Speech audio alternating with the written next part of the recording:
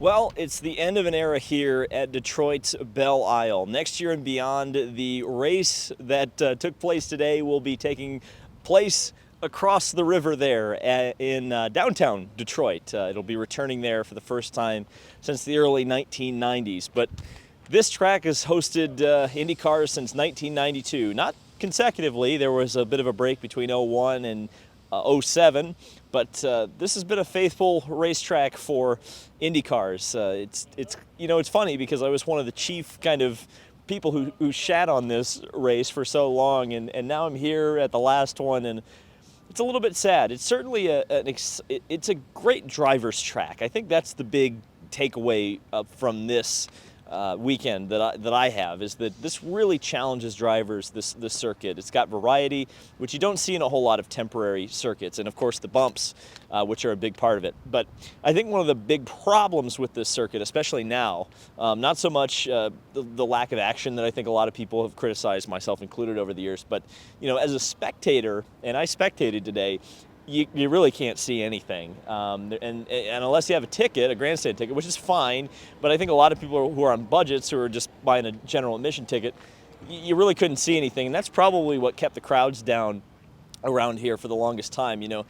When you go to a track like Long Beach, you understand why they get 100,000 people there, because you can get up on top of things and see the track, see the cars, see all the action. And here it's very difficult to do, and then you're at the point where you go, okay, well, why aren't we just watching this on TV? But there's a plastic bottle just rolling by. I thought someone was walking behind me, and I looked at the viewfinder and didn't see anything. I'm like, what's going on? Weird. You know what else is weird? Well, maybe not so weird. Will Power finally got his redemption from last year. The red flag that ultimately handed a victory to Marcus Ericsson. Does that sound? No, that doesn't sound familiar, because it almost took a win away from Marcus Ericsson at the Indianapolis 500, but that was a big controversy from last year. Will Power unable to win this race because of that, and this year just a great race from him. I think he started way back in the field. I think it was like 16th, somewhere around there. Watch the video from yesterday and you'll figure that out, where he started. But he came through the field on black tires. It was just a great run from Mr. Power. And the real story of this race was the two-stop race versus the three-stop race. The three-stop race was clearly the strategy that gained the most positions, or at least was the most aggressive, because Alexander Rossi just absolutely flew through the field, got off the red tires very early on, went 2 laps, got off of them, got back out onto the track, and ran blacks the rest of the race. And if it had been one more lap, we would have had potentially a very different story. And that's, such is racing. It always ends up where you think, oh, maybe this guy could have won if the circumstances had been a little bit different. But I thought it was interesting to have the varying strategies. And I saw some people complaining about it. But to me, if you're going to have alternate tires, you should have the performance gap between the reds and the blacks be significant. And if you don't have a significant gap, why do you have alternate tires in the first place? Just run one compound and let the teams decide how they best get through the race. But I thought this was kind of what you want. And at the end of the race, with Will Power on the reds and a rubbered up track, he was able to make them last and just was able to hold off Alexander Rossi at the end of the race. So to me, I was fine with it. So let's take a look at how they all stacked up here at the final Belle Isle Grand Prix. Will Power, of course, as I mentioned, won by just 1 second over Alexander Rossi. Third place was Scott Dixon. Remember when I mentioned yesterday from a strategy perspective to watch out for Dixon starting very high up in the field? He ended up on the podium. Joseph Newgarden, the pole sitter, was fourth, just got a little bit caught out by the strategy. Stayed a little too long on the reds in the first stint, in my opinion. Pato Award rounding out the top 5, a quiet day for one of the defending winners of this event last year. Alex Palou in 6th, another just solid result after starting 18th on the grid, just 2 positions behind Will Power. Marcus Ericsson started 8th and, well, he finished 7th, gaining 1 position for the Indianapolis 500 winner and the other defending winner here at Belle Isle. Colton Herta had an up and down day, but ended up finishing in 8th position. Simon Pagenaud looked like they just didn't get the strategy right for Meyer Shank Racing, going from 3rd to 9th. Felix Rosenquist, I got to give a huge shout out to, started 25th after crashing the car, getting a penalty, just had a terrible weekend, gets a top 10 out of it, gains 15 spots. 11th, David Malukas. Can we call him the Rookie of the Year of Detroit? Well, he's the highest finishing rookie anyway. Connor Daly in 12th. Takuma Sato, after starting on the front row, a disappointing 13th. Christian Lundgaard had a good result there, 14th, one of his better of the season. Jack Harvey right behind him for Rahal, Letterman, Lanigan.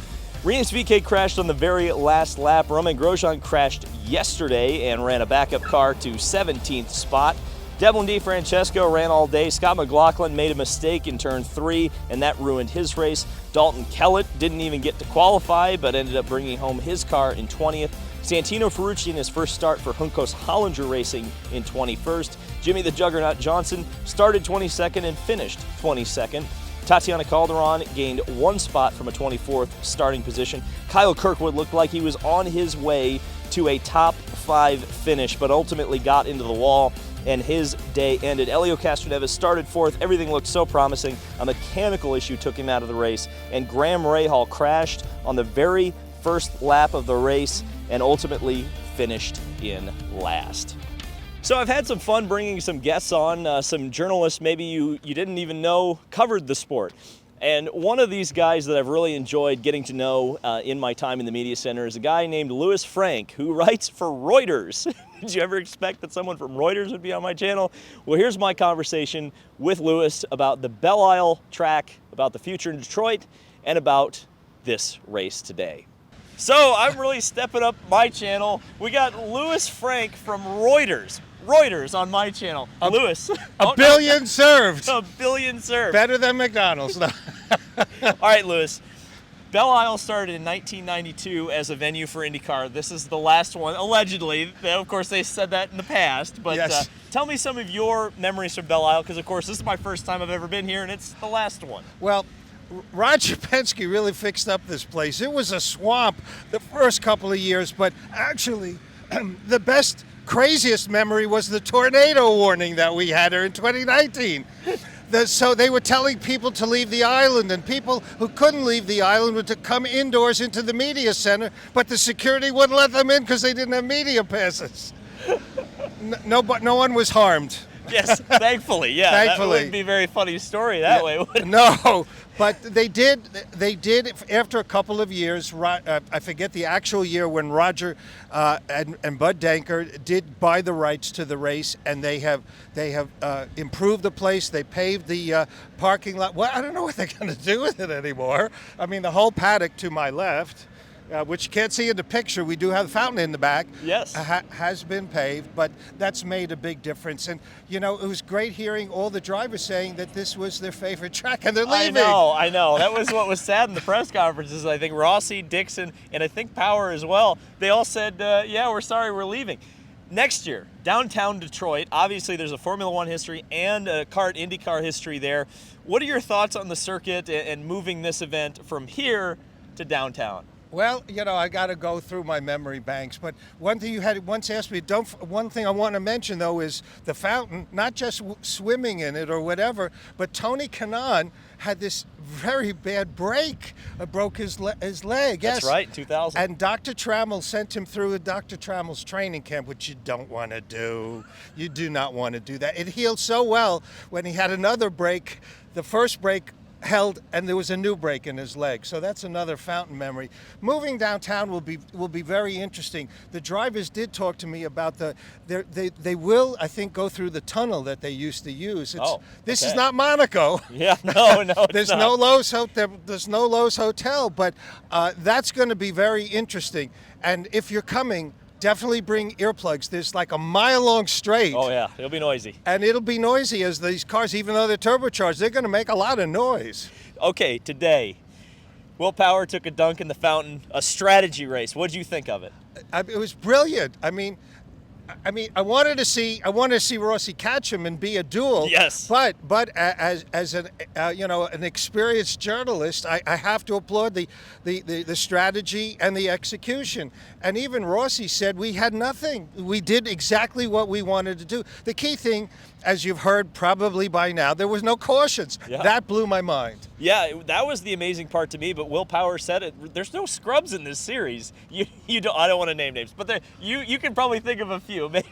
Well, one of my dear friends who came over from another series, and Will Power, you're going to have to, he just rubbished him. And if you want to say it, you can. He said Will said that Jimmy drives faster when he's trying to stay on the lead lap than he does when he actually is on the lead lap. You said it. I have to see him. I covered him. I covered 7-time in NASCAR, but that's what Will said. I mean, both our jaws dropped. That was insane. Yeah. You know, the funny thing is, Will Power was like the most quiet. I think it comes with age, not just wisdom and childhood, having a child, but he's more outspoken now than ever. He's really fun. When he first came in with Cal Coven and Derek Walker, it's like trying to get an interview out of him was pulling teeth. Today, he was probably maybe funnier than his brother Damien, who's a professional comic in Australia. You know, there's personality in these guys when you ask the right questions, right? And yeah. I don't remember who asked. I wish I could tell. Was it Dave? Was it Dave first who got that out of him? I can't remember. Yeah, but it might have been, but whoever it was got that personality out of him, and that's what we love. We love that about. Yeah, it was this worth series. the price of admission. All right, Lewis, what are you looking forward to the rest of the season? The rest of the season. Well, you know, the interesting thing is there's been so many different winners. It's hard to predict at this moment. You know, early on it would have been Newgarden, and Newgarden did a great job today. Different strategy. So, you know, maybe Andretti comes back. I'm sorry. Well, they are. I mean, Rossi finished second, of course. And he's leaving. And he's leaving. He's leaving. Well, that's the other. The irony of the series sometimes gets to me. Yeah, so we're seeing that.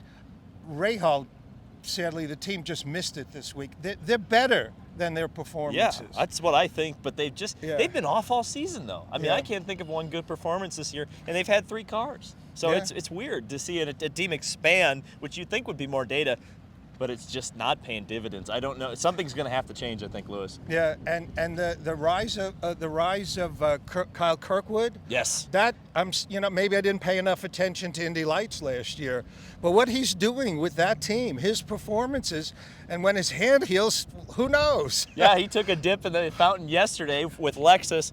He had an injured, like you say, he had an injured hand, got into the wall, unfortunately, today, didn't finish. But, yeah, Kyle Kirkwood has a bright future. I think he's driving the car that finished second today next year, isn't he?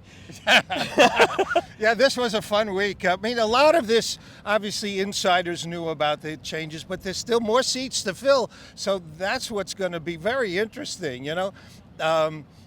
Where Foyt, fills the seat. Yeah. We don't have... I don't, but I've been away a little, so thank you for allowing me back in. And No, it's great. Lewis, this is what we get to do in the media center all the time, by the way, just shoot the crap all day. But Lewis, thank you for coming on, and we will have Lewis on many more times, hopefully. Well, thanks very much. I really appreciate it. This guy, I said it on Twitter, you live and breathe the spirit of IndyCar, and I'm delighted to see someone who does it, not just because you put me on your show. No, he would never never. And so that's a wrap on Belle Isle here in Detroit. Like I said, next year it's going to be downtown, and well, I guess you got a track walk to look forward to. I guess that's what we'll say. I wonder if it will be the race after the Indy 500 too. That's the thing I'm kind of wondering about with the street course and how long it will take to build and all these things that maybe aren't a consideration here on the island. I'm glad I got to come out here and see this once before it kind of turns into Tamiami. It technically is Tamiami. Maybe someday, 30, 40 years from now, I'll come back here and see what's left of this track. Maybe hold me to that if you remember. But yeah, this is the end of Belle Isle for now, and I guess I'm glad I got to see it. So thank you guys so much for watching. This has been David Land on YouTube. Subscribe for more motorsport content, and I will see you in the next video.